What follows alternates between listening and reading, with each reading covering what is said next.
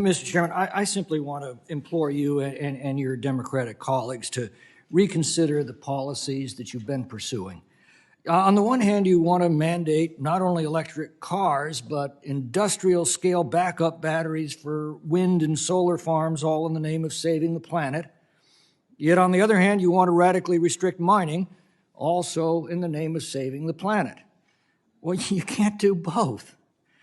You've been moderately successful at mandating electric cars. The California bureaucrats have just imposed such a mandate on Californians over the next decade.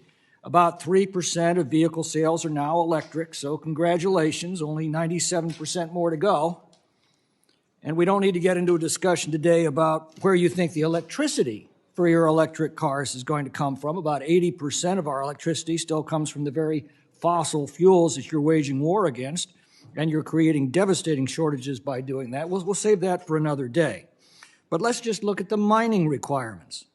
In order to meet your electric car mandates, specifically a six-fold increase in demand over the next decade, we're going to need 384 additional graphite, lithium, nickel, and cobalt mines by 2035, according to industry forecasts.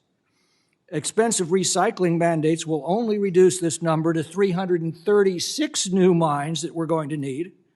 In fact, according to the International Energy Agency, an electric car requires 6 times the mineral inputs of a comparable internal combustion vehicle, 6 times the mining to produce a comparable car. And of course, copper is a critical component in this technology, and copper is what you're trying to shut down in the matter before us today. If it is your contention that the mining required to produce electric cars is a threat to the environment, then you are also admitting that the electric cars that require it are a threat to the environment. Can't you see how foolish and self-destructive and absurdly contradictory these policies have become? And can't you see yet the damage that you're doing not only to the environment, but to people's lives? As you make it harder and harder to mine the components to meet your mandates, the expense of those materials rises dramatically. We're already seeing that at the gas pump and in our utility bills, and it's not just electricity, it's everything these minerals could be used for if they were more efficiently applied. When something is scarce, it becomes expensive. You're making all of the things that we depend upon for our quality of life more scarce and therefore more expensive. You're fixated on a 1-degree rise of global temperatures over the next century, but you couldn't care less that you're making it financially impossible for many people to heat their homes in sub-freezing winters. Europe's now reverting to burning wood to survive this winter.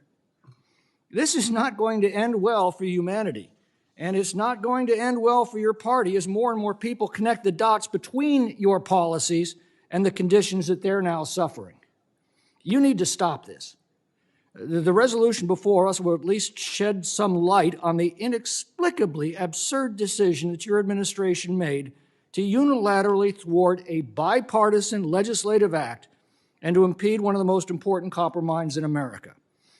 And frankly, you need this information more than we do, because maybe it will dissuade you from continuing with the childish fantasies and the self-destructive policies that you are going to be held accountable for, both by voters and by history.